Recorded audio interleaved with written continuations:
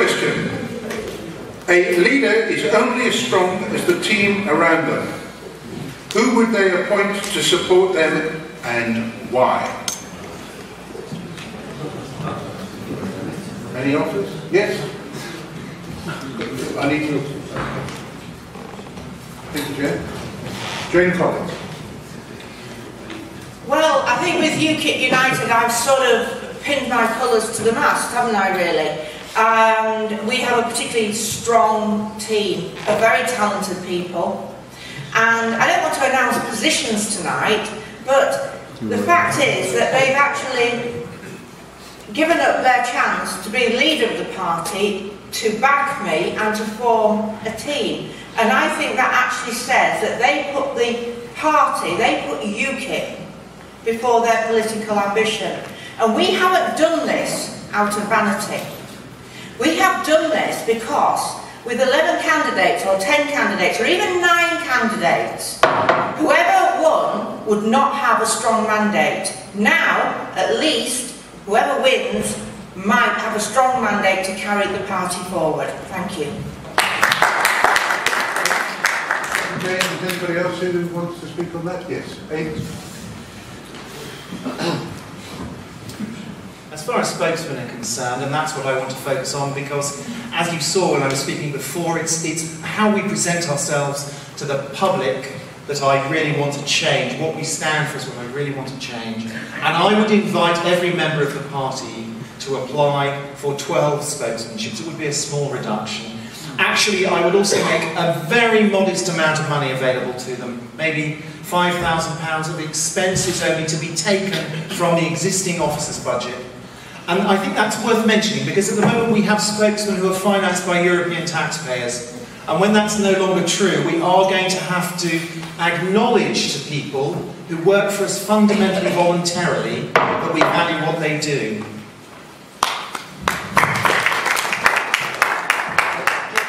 We have a rebuttal. We have 2 rebuttals. Oh, no, we have... Okay, let's have the first one before we have the rebuttal.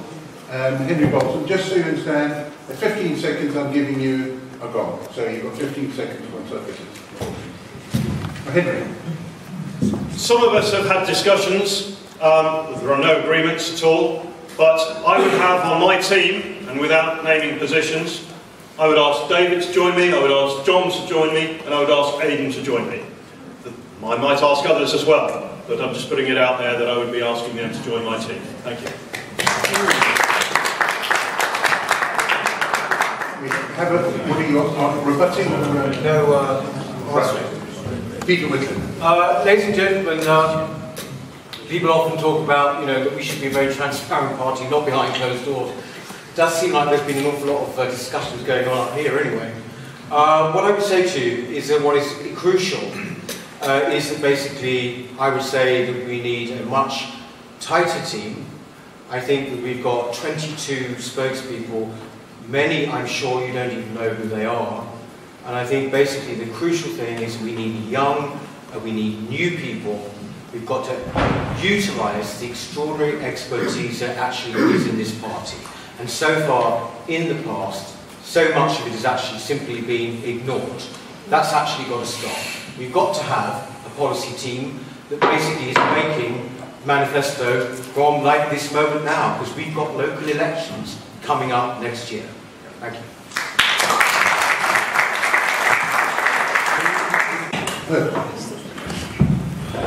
John Returns. Ladies and gentlemen, in the event that I have the privilege of serving the party as the leader, there are approximately 25,000 people that I would like to invite onto my team, and those are the members. Jane Collins, you've got a rebuttal. Ladies and gentlemen, I'm going to tell you it straight. There's not an awful lot of money left in the pot in UKIP. If anybody thinks we can pay spokespeople, you're wrong. If anybody thinks the leader can take a salary, you're wrong. You have to be doing this because you are purple. That is why you're doing it. There is no money to pay loads of staff. So please don't think, and this is no disrespect to all my candidates here, the plans are fabulous, but there's one thing you need, and it's money. We have got to be sensible about this. We can go forward, we can prosper, but we can't do it if we bankrupt the party and we come up with a load of harebrained schemes that will cost us a load of money. You have to be pragmatic. You cannot be paid for positions within UKIP. Thank you.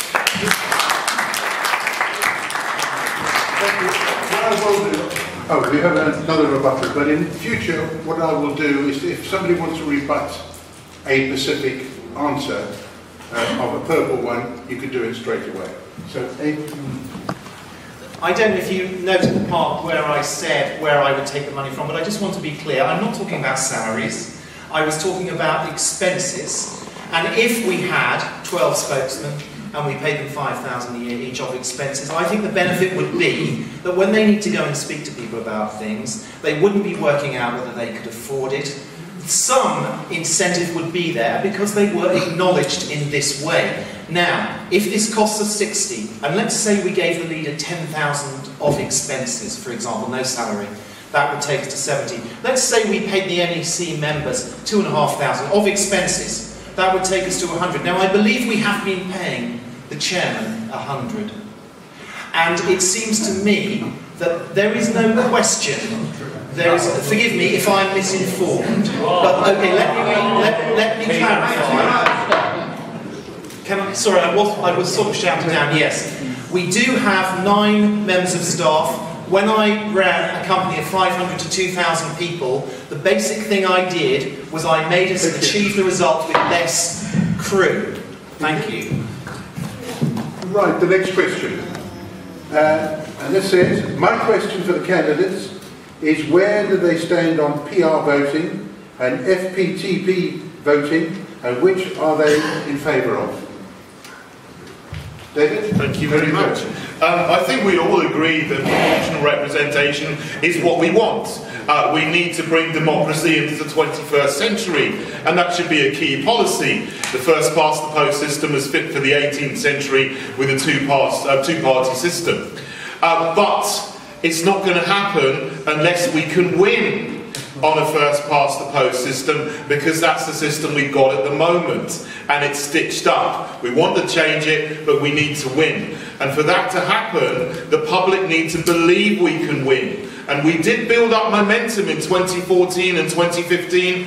That's lost now, sadly. But I think we can have a huge bounce if we have the right leader, a dynamic leader that can take the party forward. And I want to make sure that we have people in constituencies, every constituency from day one. Have I got time left? Yeah. Because I don't know when the next election is going to be. It could be next year, because the Conservative Party is in disarray. And you know what? I think a great leader would be me. Thank you.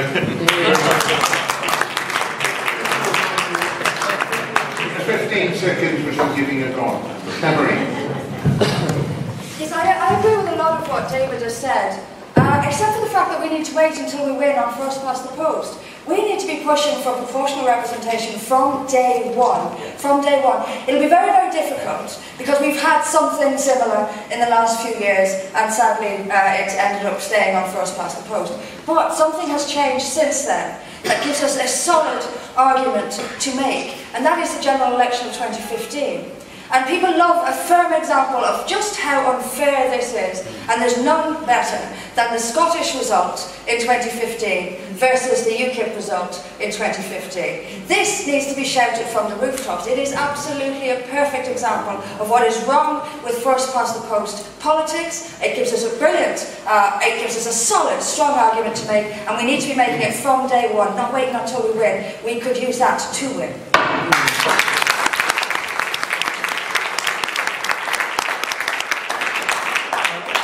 Henry Bolton.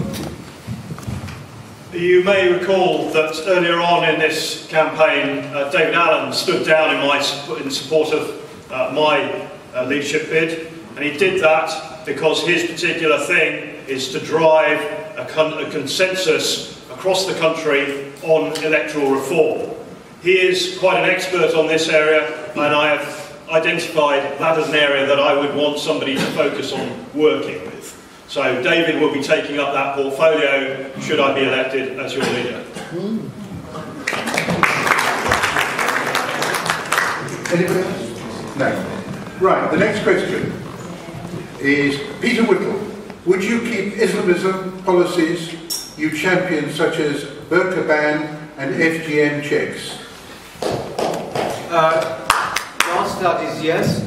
The fact is that since I've been in this party, I have spoken about these issues consistently. There is nothing new about speaking about these issues. The fact is that UKIP has got to be a radical party that talks about things other parties won't. And trust me, they will not talk about them. When it comes to the burqa ban, yes, I think face coverings in public, we are actually behind the curve on that in this country. Other countries have actually banned them. I think it is a symbol of female subjugation, and I think that it's also on security grounds very, very dangerous. So I would keep that. On FGM, absolutely the same thing. I found some of the criticisms of what we were proposing on FGM extraordinary, actually. We're trying to save young girls. And I think that basically these issues are incredibly important going forward. It is how you talk about them, and I've always talked about them in a measured way, therefore I've never called anything back.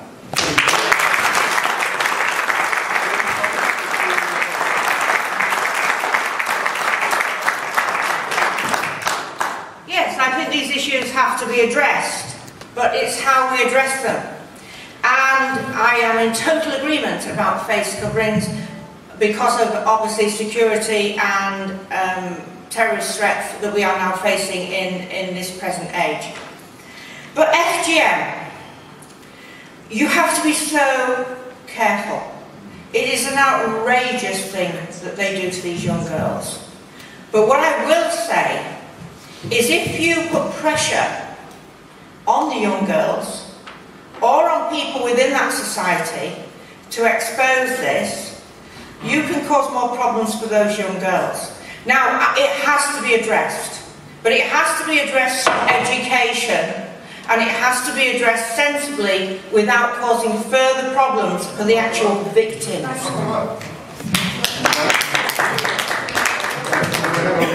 As I said, we're going to do a rebuttal. Peter? Yes, Minister.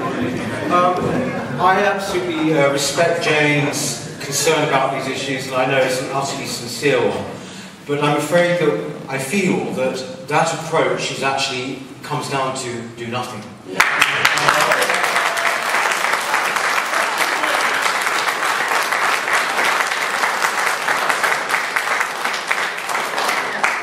Ladies and gentlemen, we have tried education for about 30 years. This is something which is explicitly against the law. There has not been a single prosecution. Absolutely. The fact is, it is absolutely outrageous. And the thing is, that people will stand here and they will say, yes, it is terrible, but we've got to be careful. No, this is child abuse. It's not in Britain in the 21st century.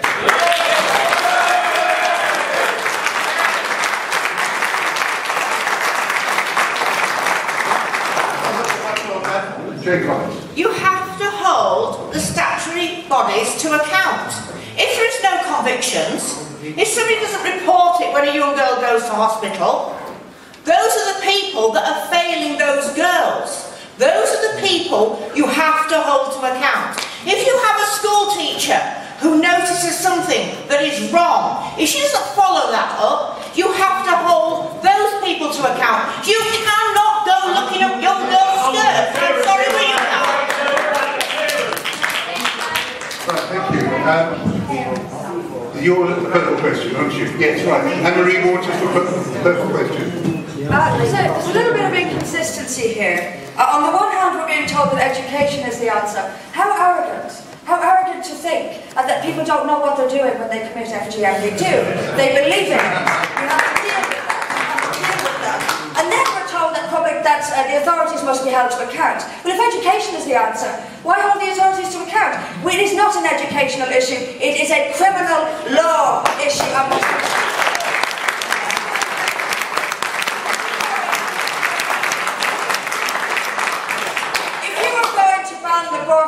You need to know why you must ban the burqa. The burqa is a security threat. It's our right to be secure, far outright any right to conceal your face in public. That's the legal argument. It's watertight. Just make it. We must know what we're doing with these. We must know this subject and not arrogantly assume that people don't know what they're doing when they commit FGM or the Sharia councils. These are criminal. These are criminal acts. It's time to enforce British law, not just in words but in action. Thank you.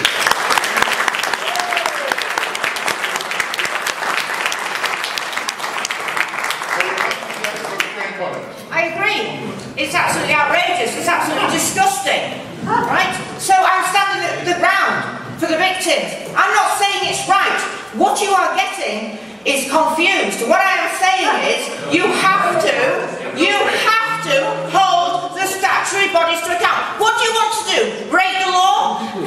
Anne-Marie, do you have a daughter? No. Well, I do. And if my daughter was subjected to something like that at school, I will be outraged. Outraged. Outraged. Before we start to get a little out of hand, please, can we have you rebutting on that? Thank you. Look, I don't have a daughter, but that does not mean I don't care about the children in this country. And significantly, if I had a daughter, she would be at no risk of having her genitals mutilated and being maimed for life. You have a choice. You can either take action, even if it means a professional, we're not talking about stripping children in a classroom here, with discreet examinations on at-risk children. That's the difference between my daughter and the daughters we're talking about.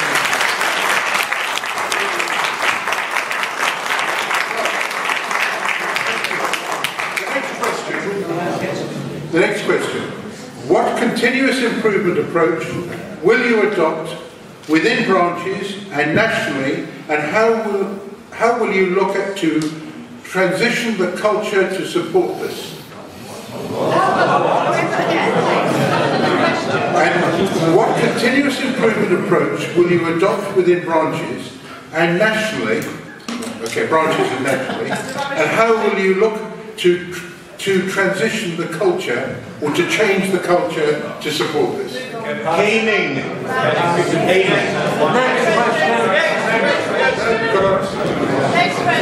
Next question. You have to read it.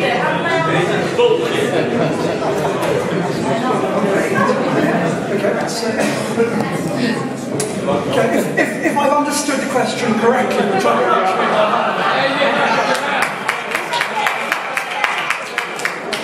you know, I think what the questioner is getting at is, as an organisation, how can we increase the efficiency of communication and organisation within the party? I mean, to that end, I've actually designed a system that harnesses all of the talent within the party.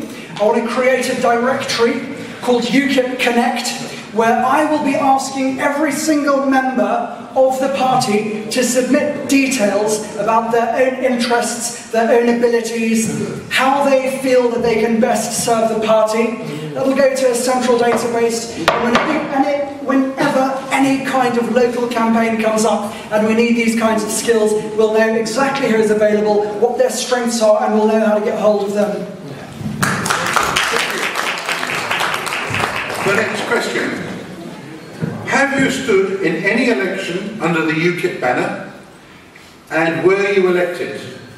Will you agree to fully support the chosen leader, or is it different? Right. Have you stood under any election under the UKIP banner, and were you elected? You have one here? Yes, I have. I've stood at about 6 elections. Sorry to say about. First one was in the general election. Then I stood in Basildon again with Royder this last year. I also stood for the London mayoralty, which I would say to you, ladies and gentlemen, is pretty good preparation, because you're the only candidate they're actually looking at. So consequently, it gets you an amazing amount of media. Peter, it's a stitch up. But also what it does do is essentially push you right out there. And I was happy to therefore battle with people like Sadiq Khan and all of these people. But since then, yes, I was #1 on the list in the London Assembly. We've been doing some very good work. The members didn't myself decide. and David. So yes, I have stood 6 times and was elected once. Thank you.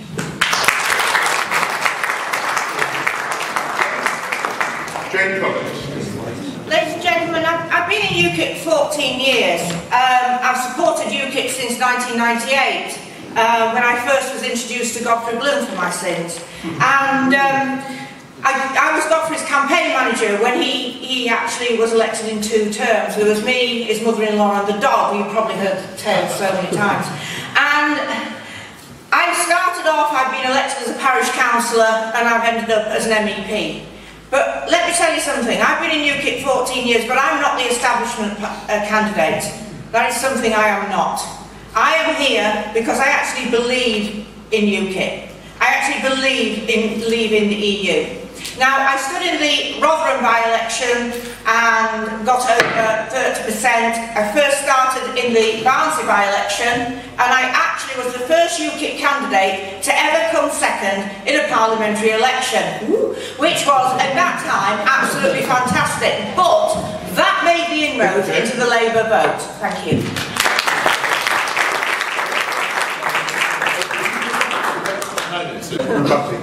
Okay, thank you very much. Yes, my very first election was in the general election 2015, and I stood against Harriet Harman in South London. So that was interesting. Unfortunately, I didn't win because it's one of the safest Labour seats in the country, but I did get to annoy her a lot. You just mentioned that she voted for the Iraq War and she goes silent. And then I stood in the London Assembly elections in 2016, just a few weeks before the referendum, and I was second on the list and got elected to the London Assembly, which is an eye-opener and a great experience for me. I've learned so much about politics and how it works from being on the London Assembly for just over a year. One of the most famous things I've done is I've asked for Sadiq Khan to take the EU flag down from City Hall. You might see the video.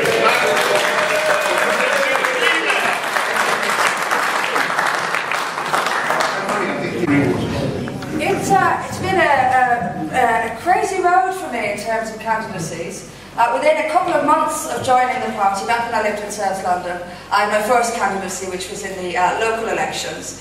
I then moved to Basildon, where I stood in 2 more local elections. And I was a parliamentary candidate for Lewisham East in the 2015 general election, which was a fantastic experience, because what was a solid Labour seat, we found lots of pockets of support around Lewisham East, and it made me think that we should not in any way give up on London. There is a UKIP vote in London and we should find it. 2017 I stood for the London Assembly as well, and in 2017 I did get selected again by Lewisham East, but sadly, and this is the rockiness I'm referring to, I wasn't actually allowed to stand. But yes, I've been a candidate many times.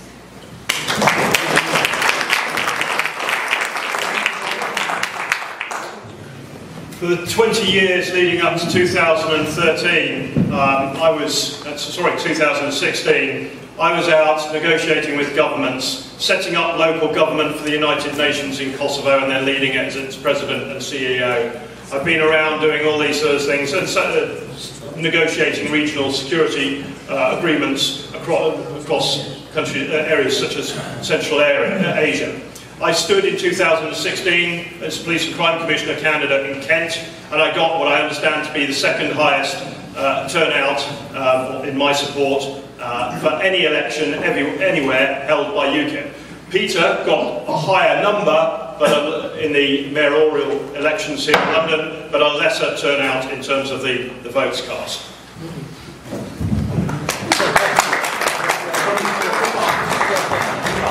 Oh, you want? Oh, can I rebut?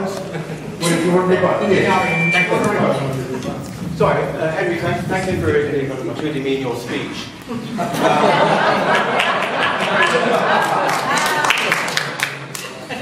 You came second, I won.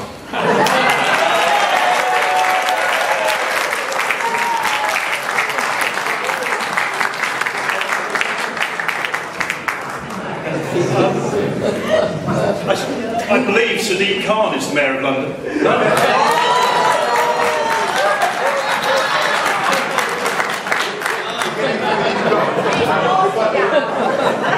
I was referring to the London Assembly, Henry. Right, John Rees. Do you know, I've actually supported UKIP since I was a young teenager. I've never voted for any other party in my life. So the very first time I voted for myself when I stood for UKIP as a candidate in Cardiff South and Penarth. Now, I've spent most of my time working on behalf of other people's elections. When I was standing as a candidate, I ran a poll in my own constituency. Someone helped me with the funding. We went 50-50, and I determined it was impossible for me to win in my own constituency. And so I went to a few other constituencies and tried to help them win there. Now, what I'd really like to get across is that when we are running elections, we need to have this attitude of teamwork. I'm delighted you were talking about teamwork earlier. We need to be intelligent about where we're targeting. We mustn't get this campaign fever, where we all are convinced we can win. Yeah. We've got to concentrate on where we can win, or we're never going to get any MPs. Yeah.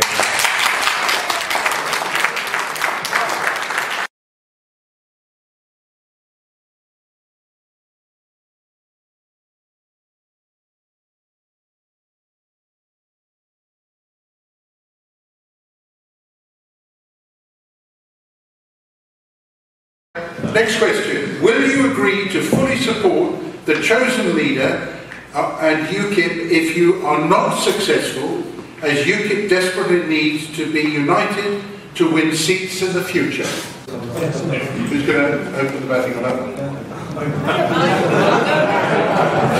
Jen Collins. Listen, I'm purple through and through. And I'm going to say, and I'm going to be perfectly honest, and say that I will support any leader that does the right thing for the party. But I want to look at what happens in the first 100 days of the person that takes the leadership.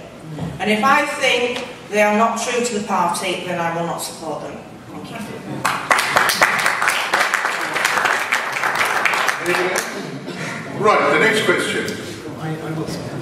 Yes, sorry. Hey. So, first of all, regardless of who wins the election, I will certainly be staying in the party. One or two people have mentioned that they might not be. And I look forward, in the event I don't win the leadership election, to standing again and telling you all I told you so.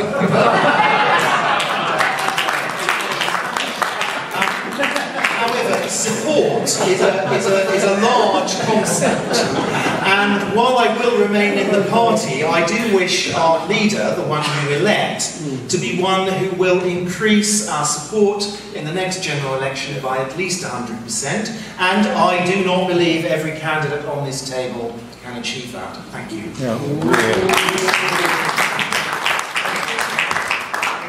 Anybody else? Right, the next question. What leadership experience do you have?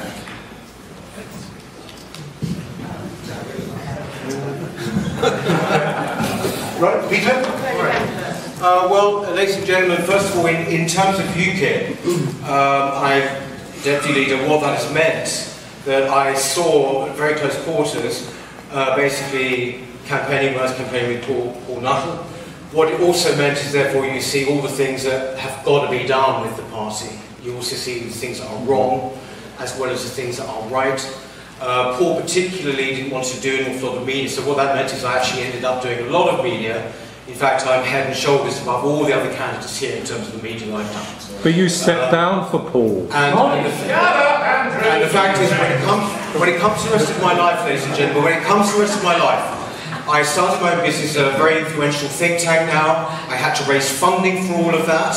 And also, I've been a freelancer all my life when I was in television and the media. I'm a self-starter completely. But the fact is that when it comes to leadership, UKIP, you don't just have to be a courageous leader as in any other party. You've got to have particular courage when it comes to being UKIP's leader, and I have that. Thank you.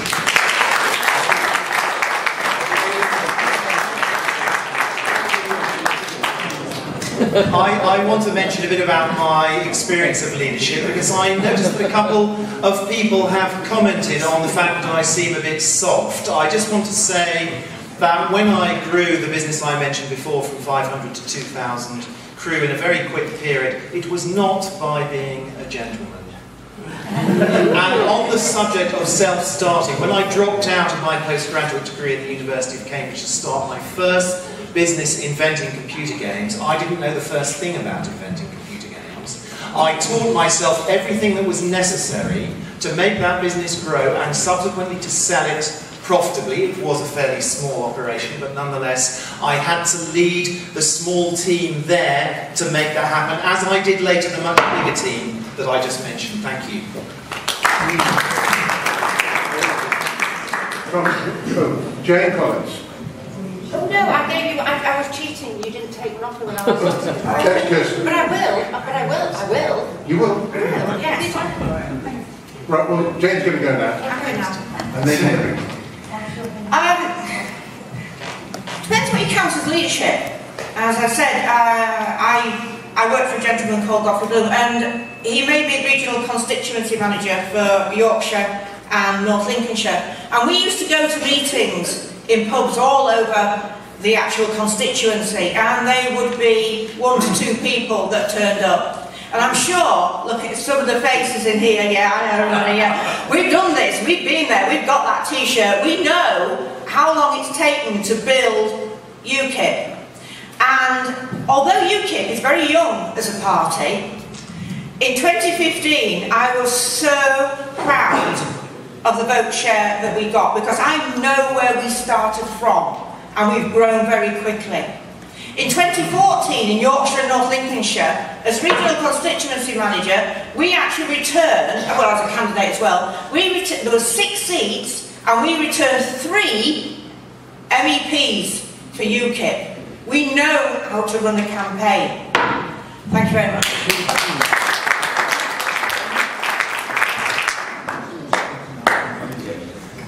I was best cadet at the Royal Military Academy Sandhurst.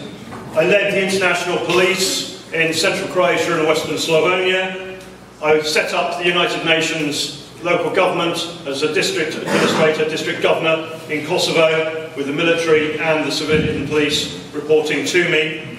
I was crisis management advisor to the office of the Albanian Prime Minister, and I assembled their emergency management group to manage the crisis of 400,000 refugees coming in from Kosovo during the NATO bombing.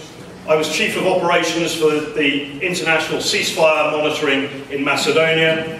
I led the OSCE governmental level advisory teams in 14 countries. The OSCE is a 56, now 57 member state organisation, the largest security organisation in the world, governmental. And I was senior advisor to the Secretary General. In Kosovo, I led coalition efforts in the districts of Northern Helmand, and the US Marine Corps commander said that my leadership and management sustained the effort. You've got the quote on the leaflet that's there. In addition, I led the negotiation teams that dealt with the Libyans and the Ukrainians during the crises in both of those countries. Thank you.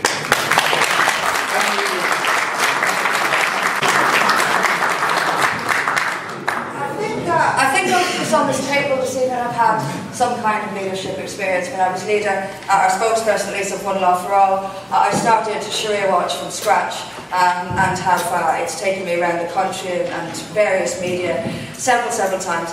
What matters really is not our experience but our attitude towards leadership and how we understand and what we understand leadership to be.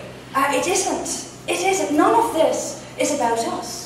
None of this is about our egos, or what's easy, or what's safe, or how much we want to advance. It's about the voting public.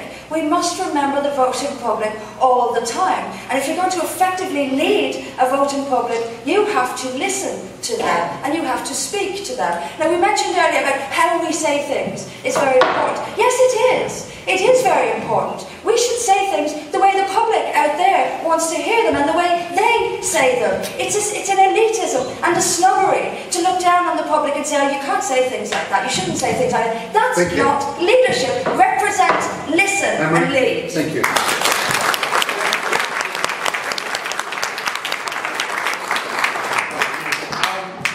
fantastic things I love about UKIP is that there's people from all walks of life. And you don't have to go through the regular route of working in an MP's office and working your way through the ranks to get anywhere in UKIP. And I've been a teacher for a very long time, and as I said in my opening speech, until about a year ago. Now, as a teacher, you're a leader.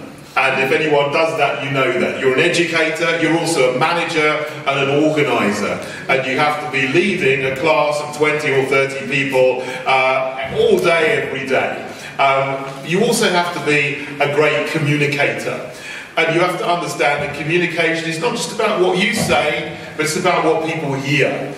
And, you know, from you looking at me and what people say, they say that I'm a good communicator. And I think with the media, you may have seen me do that as well. And I've been on lots of media, it's not just other people here. I've been on Newsnight on the BBC, among other things, communicating UKIP's vision to hostile audiences. And I think I can keep on doing that very well. Thank you.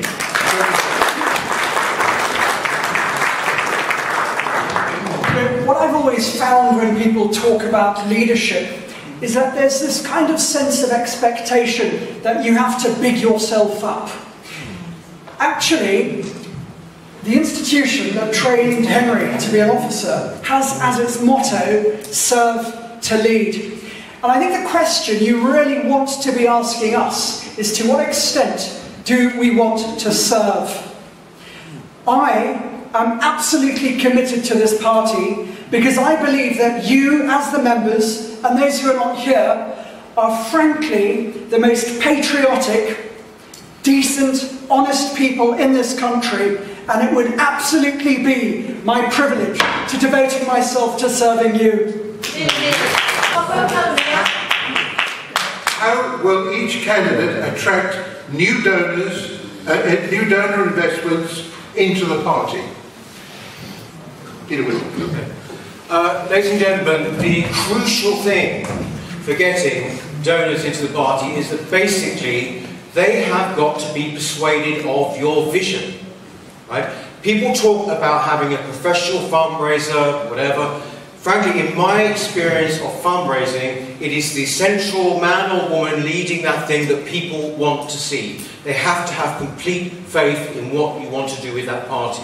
Now, we have two funders who have been pretty loyal to us, who are pretty much keeping us afloat at the moment. Right? But the fact is, we have got to attract more. We've got to attract people, individuals with a lot of money. You know, if you want to have a fighting fund, which has got like 300,000 so that we can give people their deposits or help with their deposits, that's a lot of money just for one general election. You actually have to have individuals, I'd say, with a lot of money who you can just basically rely on in your campaigns. I've done a lot of fundraising in my time, particularly for the think tank I set up. Again, that was about selling a vision. But the fact of the matter is, we have got to secure the short and medium and long-term future for this country, and that's the way that you have to do it. Thank you.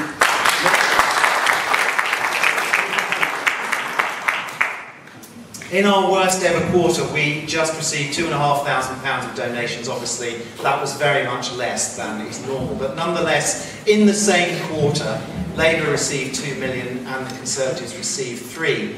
What we have to do is stand for something that people will want to give us money for. Thank you very much. Henry Bolt. So that I don't stand up in front of you all and come out with all sorts of grand ideas that are not within the art of the possible, I've held a number of discussions with donors and patrons. And they agree with me that you can't expect anybody to put money into any organisation that doesn't have a plan, doesn't have clear objectives, doesn't understand how it's going to achieve those objectives and what resources it needs to do it. And likewise, they're not going to give money to an organisation that doesn't have any idea as to, or doesn't necessarily, it's not perceived as managing the money particularly effectively or transparently. So firstly, we need a plan that we can present, a process, a management style that demonstrates transparency. I'd also say that I want branches to keep 15% initially of the renewal subscription so that they can build up a fighting club. Thank you.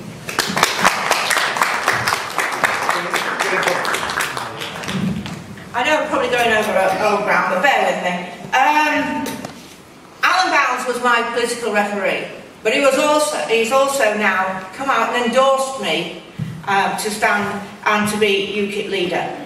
But the thing that he liked, and the thing that's made him move, and it's made, I would say in all honesty, 4 or 5 people now that have approached me, is the fact that I have said that we want to be part of a team. We want to be UKIP united. So what you have to do is you have to inspire confidence. And if you are willing to listen, and Anne-Marie pinched my line, listen, learn and lead. And that's what I intend to do from my team and from the membership. And I know we can inspire more potential donors to come on board. Thank you.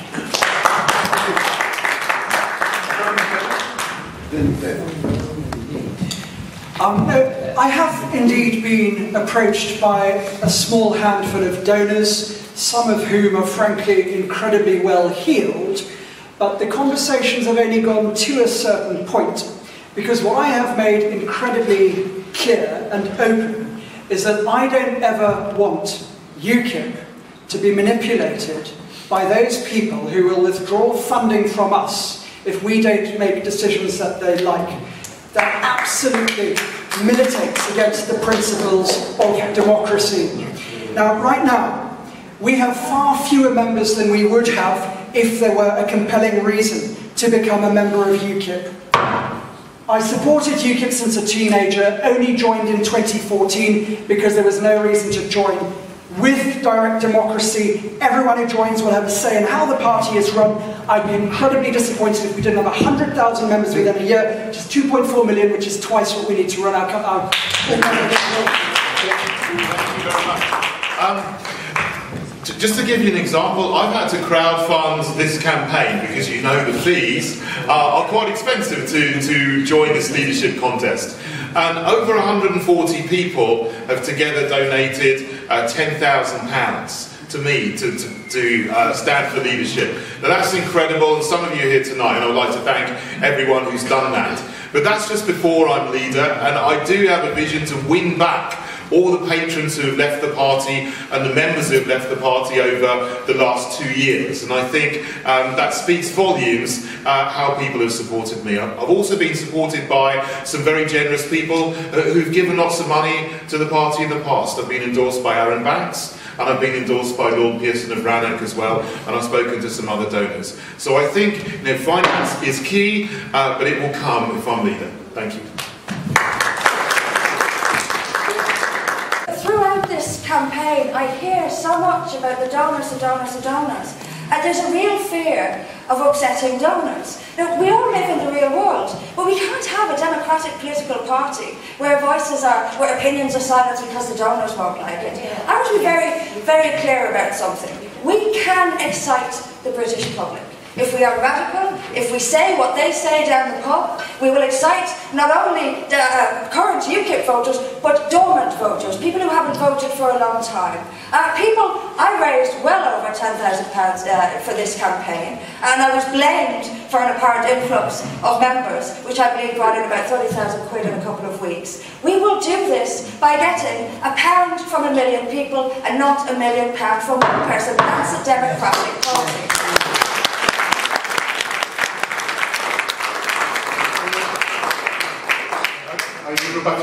Rebuttal from Henry. To be fair, I'm not quite sure that it's a rebuttal, but it's an addition to what's just been said.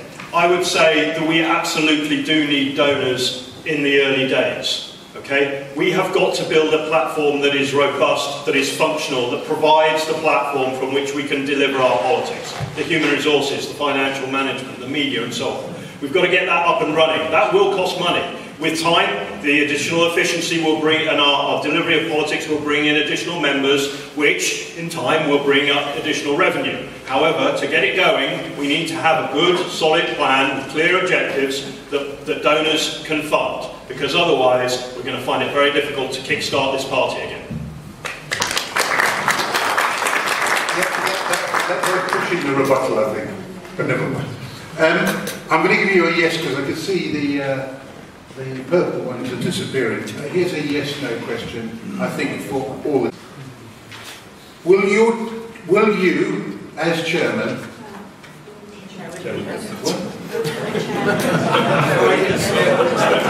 will your chairman draw a salary? Yes or no?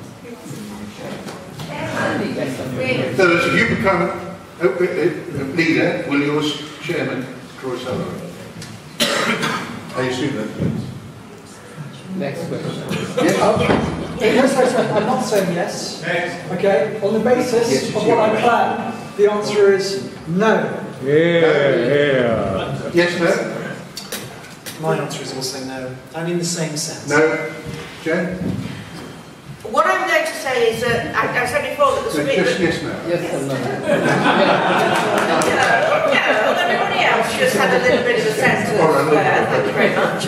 I think that you've got to say that if you're looking at the chairman, I would say that my chairman will draw a salary, but not the spokespeople. Right. Yes, it's a full-time job, it's 300 days a year, it's 10 or 12 hours a day. You need to offer a salary.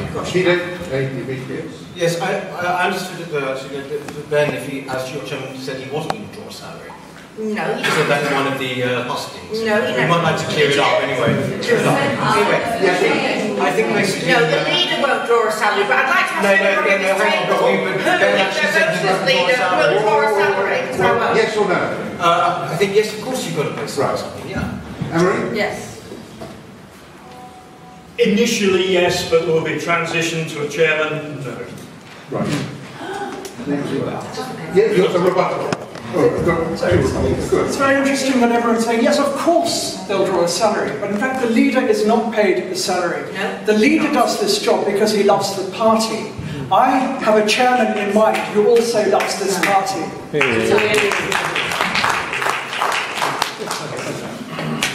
I also would not draw a salary. As I said, I think I would propose the leader be given 10,000 expenses for travel, but that's it. Thank you. Just a point on the leader does this because they love the party. I mean, earlier we heard about pragmatism and finance. People cannot live on fresh air, whether they love the party or not. And what it does is make sure that somebody who isn't already self-sufficient can ever be leader of the party.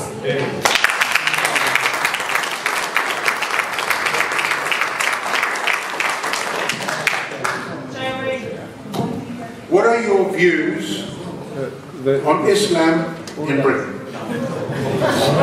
David? There's no question that there are Islamist sects that have got a foothold in this country, Wahhabis, Salafists, Deobandis, and they are a big problem because they're not here to integrate, they're here to turn this into an Islamic caliphate. They classify Britain as Dar al-Harb, which means a house of war, and they want to establish full Sharia law. But there are some lovely Muslims as well, like Ahmadiyya Muslims and Ismaili Muslims. And I want to, in my language, use language which will win them over. Some of them voted for Brexit as well. Some of them are patriotic, but we do need to draw a distinction and say that there are problems with certain sects and we need to deal with them and their behaviour.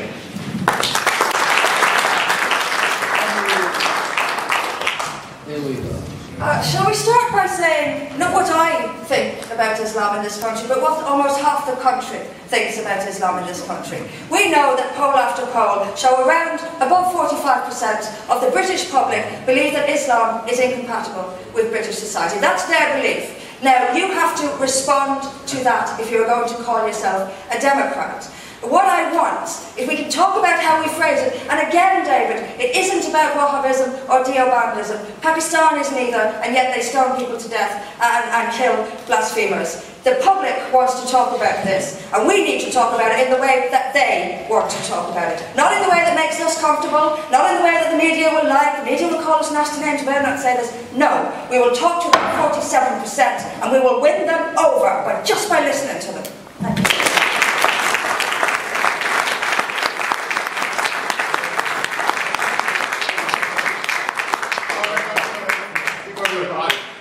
A point point of information, I'm very surprised that Anne-Marie says Deobandism is not in Pakistan. That's the centre of Deobandism, and there Deobandis are persecuting Ahmadiyya Muslims. So just please get facts right. I think we should if we're going to use facts against us. Thank you.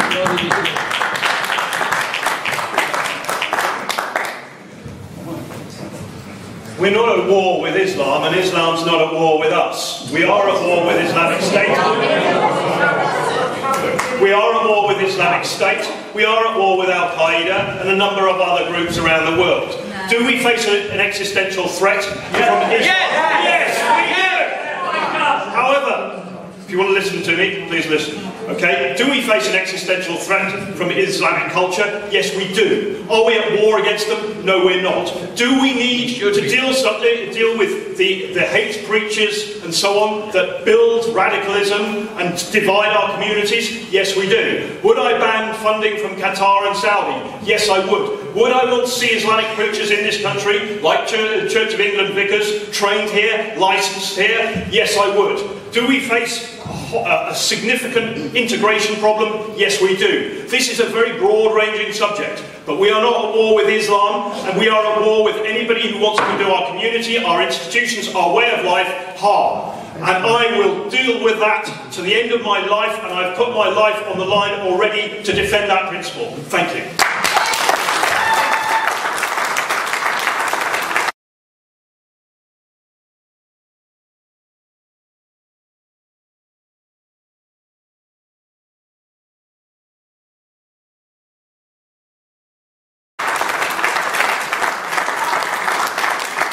Yes. Henry, there is a belief system which intends to do you harm. It's doing you harm now from many different fronts, and yet you still won't even name it. So if you won't name it, I'm not convinced that you will fight it.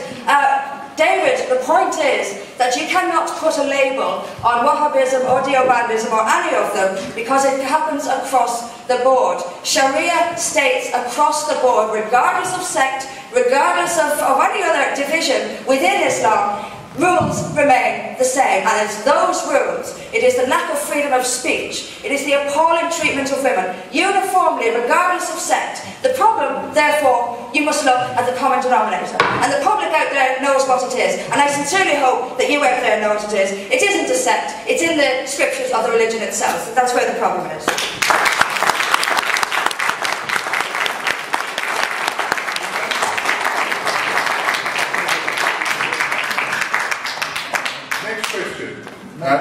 What have you got left? About a couple of each, right. It's all well and good talking about a vision to secure our borders, but what are the solutions the candidates are proposing? Henry? First of all, this country has no national border strategy. Even Albania, which I mentioned earlier, has one. I helped them write it. Macedonia has one. I wrote that. Tajikistan has one. I wrote that. Okay, this country doesn't have it. There is nothing, there is no government policy that ensures that our border agencies are actually working together with mutual support to make sure that our borders are secure, firstly. Second thing, therefore there is no overarching framework against which funding and resources can be placed. There is no overarching framework that identifies strategic objectives for securing our borders, preventing illegal immigration and securing trade and goods crossing the borders. Those are the key issues. I would finally, just as time is short, the Dublin III agreement prevents us from sending people back to France. I would withdraw from the Dublin III agreement immediately.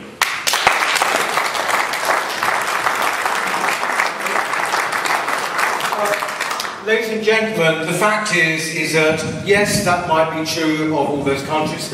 And yes, of course, it might actually be the case that we have terribly porous borders and we don't have them fit for purpose. But what I would say to you is it is actually about political will. This country, this government, this establishment does not have the political will to enforce borders.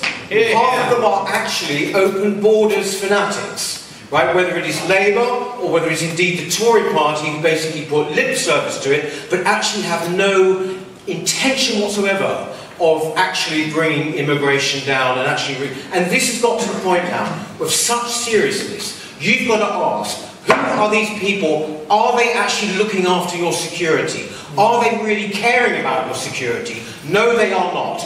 We've got to be the party that says we care about saving you and your security.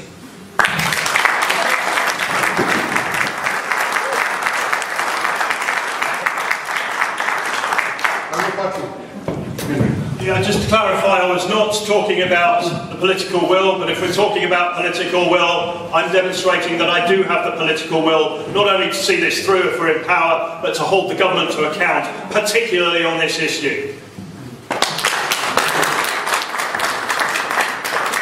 Right, we're going to do 2 more questions. Okay, and then we're going to have some summing up.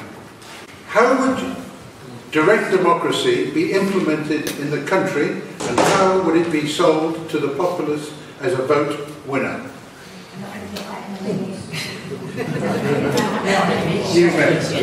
I wonder if I can borrow 5 more other pieces of paper, because it's quite impossible to describe how I propose to do that in under 60 seconds, so what I would ask you to do is please download a manifesto, a 40-page manifesto, which I've put up this evening while I was here, and I explain in full detail how I propose to do that. Yeah, okay, I've still got a little bit of time. Okay, basically, how we sell it to the people is like this. We've pushed the things that we know the people want, such as Brexit. The government is not giving us Brexit. The only way we're going to get the will of this nation imposed on government is through direct democracy. I propose to set up a parallel parliament where we put every single bill that is going through the Houses of Parliament through a website, and we get people to vote on bills that they're interested in, so that we can see what is the political will, identify the democratic disconnect, and start applying pressure to the government. I don't think direct democracy or referenda need any selling, because when there are referenda, such as the Brexit referenda and the independence referendum in Scotland, there was more people voted as a percentage than in normal general elections, the most ever in the Brexit referendum. We need to be telling people the kinds of things that we would have referenda on, to sell people this idea. It's in our manifesto, it's on our 2015 manifesto already. I think, should we have an English Parliament, would be a very good place to start. Australia at the moment is having a national referendum on same-sex marriage. Those are the kind of things, social issues and constitutional issues, that people want to vote on, and we should allow them to have that vote. Thank you.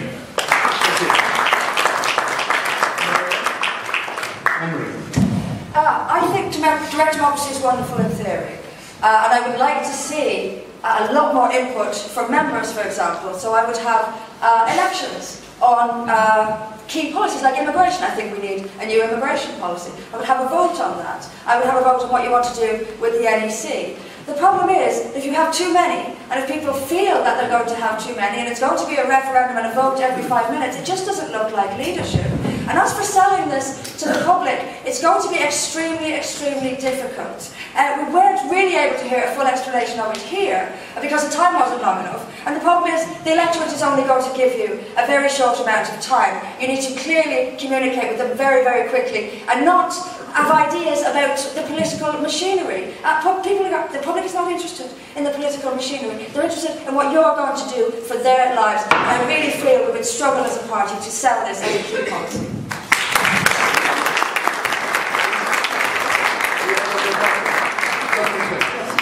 You know, Anne-Marie, I agree we would struggle in the same way that we struggled to get Brexit. Something which was little understood initially, but which we fought for, and in the end we got it. Now, to address a very valid point on the basis of your assumptions that are not based on any information I fully concede that I have not provided until today's manifesto launch, you're not going to be voting on everything. If you're not interested in voting, you don't vote.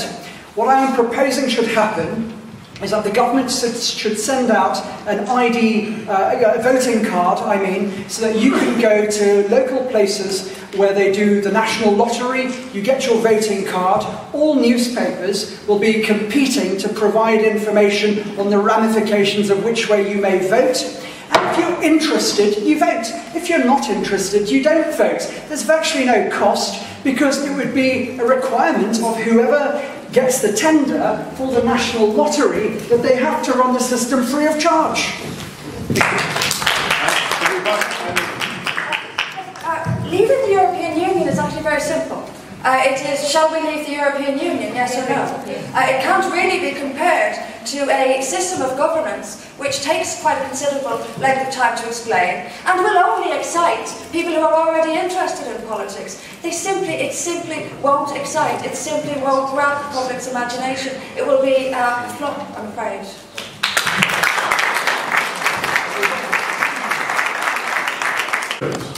Now, the fact is, the people want Brexit, but they're not getting Brexit, precisely because when we used representative democracy to give people a taste of direct democracy that had no teeth, once government understood what the people wanted, there was no force of law behind that vote to implement it as law. The point about direct democracy is we're not giving the government suggestions, we're giving our servants orders. The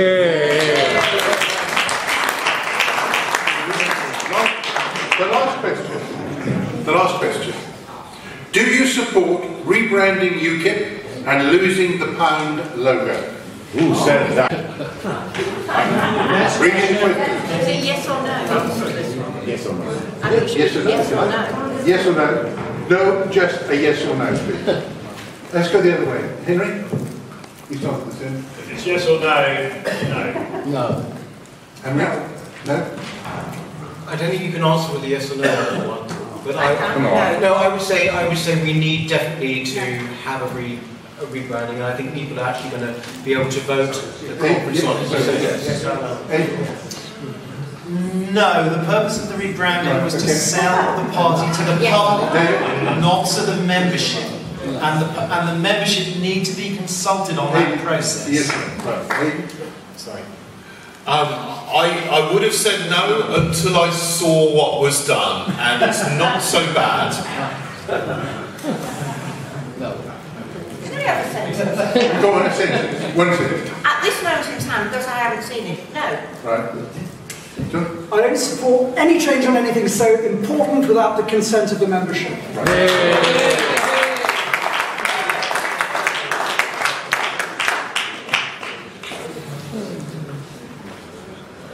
Okay. I will do one more. President Trump has talked of draining the swamp in Washington. How are you going to drain the swampy cesspit in Westminster? Always wanted to drain a swamp. I see the main swamp that faces us as a party, uniquely as a party, is basically this political media class which are joined at the hip. Right? And the fact of the matter is, although we've got to go on those people, we've got to go on those shows, and basically whoever wins this contest will be on those shows that Sunday morning after, we have got to take a leaf out of Trump's book, and indeed as they've done in Europe, and develop our own media. By that I actually mean our own TV shows, which will simply go onto Facebook, just like Trump has done. We've got 500,000 likes. That, Newsnight, which I'm going on a bit later, Newsnight, 250,000 viewers, we have 500,000 likes. We've got to have 2 shows a week, one for the party and one for the public, to talk about what we are going to do. Bypass this hostile media, that's what we've got to do. We've got to bypass them, because they're dying anyway. Thank you.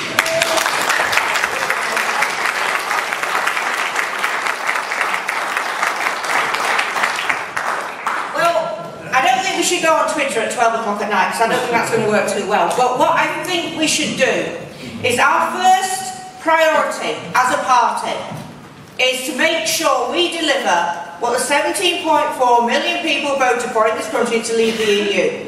Once we've done that, once we've delivered Brexit, then we start on Westminster. That has to be, we can't tackle everything all at once. So for me, EU, regroup, we get stronger, and we tackle Westminster. Thank you.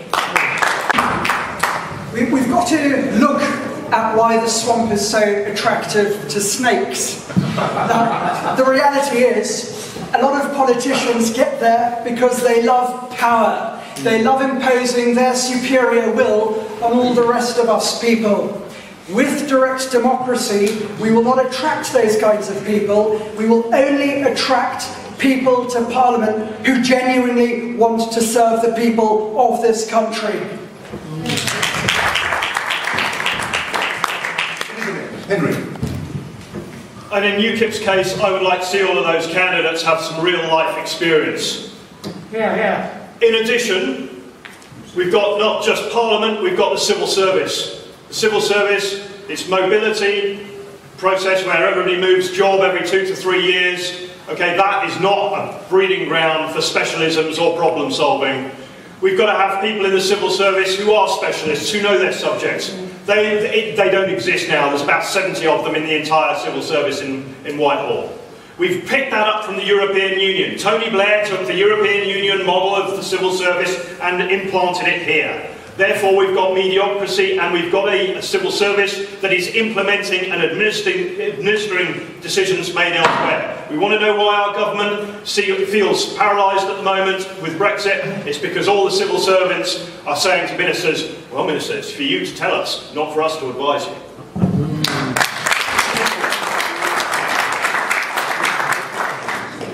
I would deprive the swamp of all of its money.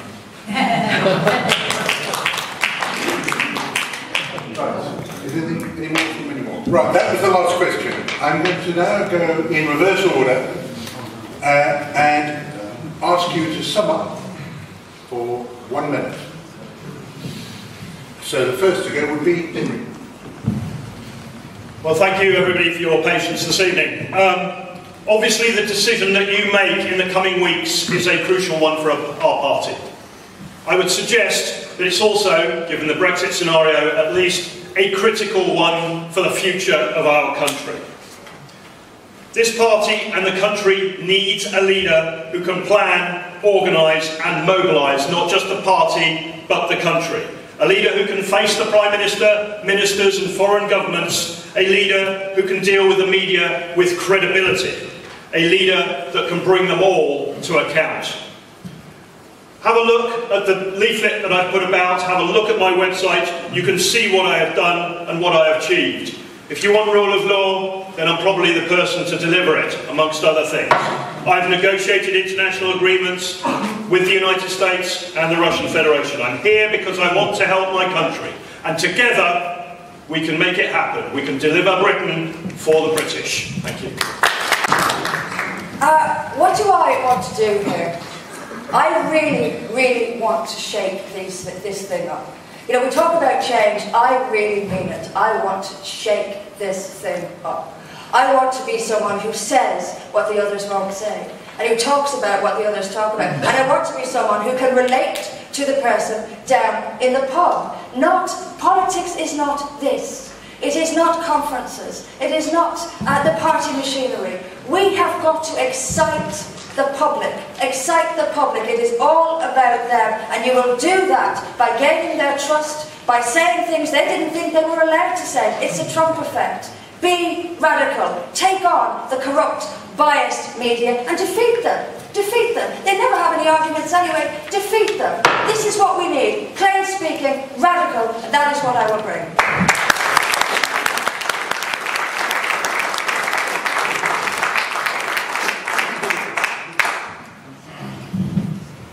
Ladies and gentlemen, we really face a very tough time because people want us to die, right?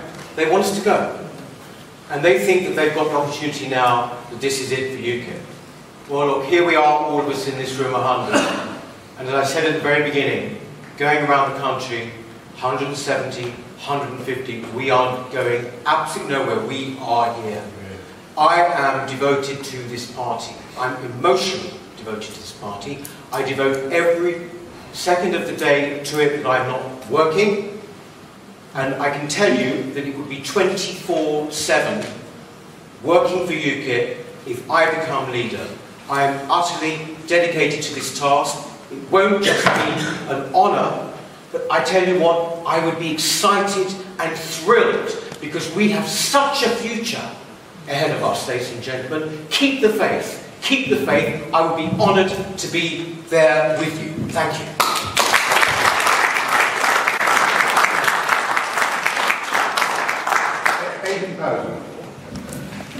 I was once told in relation to one of my inventions that I had avoided making all the mistakes of the past in order to make bigger ones in the future.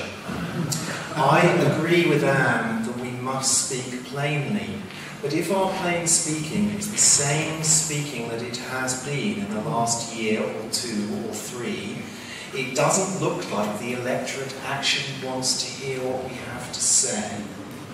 And the sense in which I would change us more than anyone else is that I love liberty very radically and very rigorously. Thank you.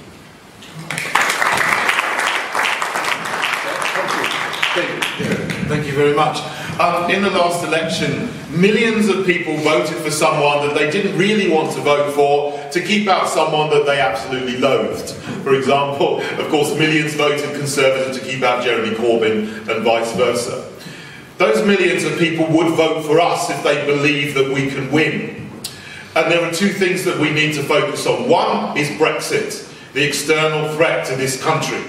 But there's enough people in this country that would mess it up for us even when we leave the European Union, who have got into all our institutions and want to push political correctness, or to give it its real name, cultural Marxism. Yep. The same people who want to dissolve the nation into the European Union want to dissolve the family, marriage, gender, community, our industry, our manufacturing. We need to be the party that stands up and builds our country again. Socially, culturally, fiscally conservative, that's where I'll take this party and win those millions of people back. Thank you.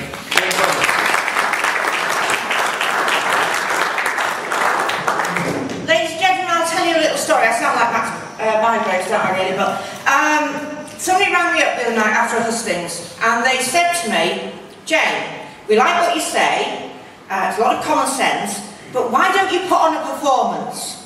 Why don't you just portray a little bit more charisma like some of the other people on the panel, on the candidates? So I said, well, do you know, I don't perform.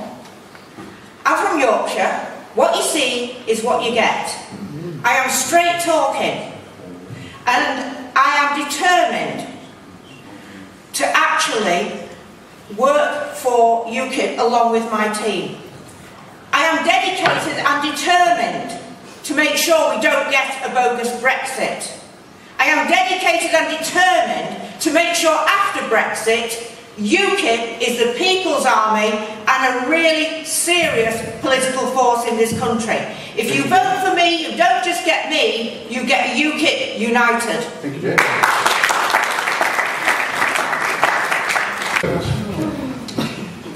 Do you know, in a sense I'm experiencing deja vu right now. Because last November, you were faced with 2 options. You go with a safe pair of hands, you try the same old things, and look where that got us. We've gone back 10 years in just 8 months. Einstein says it is insane to continue to use the same people, to do the same things again and again, and yet expect different results. This is deadly serious. We cannot afford to continue to die.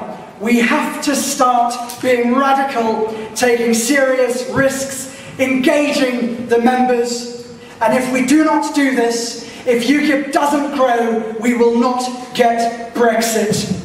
Yeah. Thank you.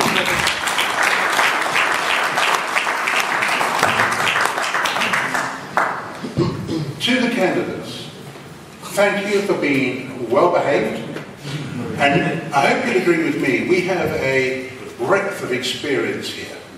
We really do. They've got different experiences, both of life and what they do, politics and outside of politics. So I think we're very lucky to have such an array of people who firstly put up to do this, and also with their own money and some other people's money that we've heard. So to you, the way it's gone tonight, thank you, and I think UKIP is going to be in good hands. Thank you very much.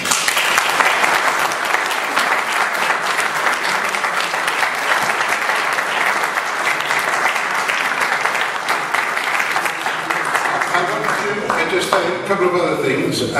One is to thank all the people, and some of them were watching, for sending in the questions, which were a good and a broad range of questions, and were answered with a little bit of heat on a couple of them, but that's what it's all about, the debate of politics.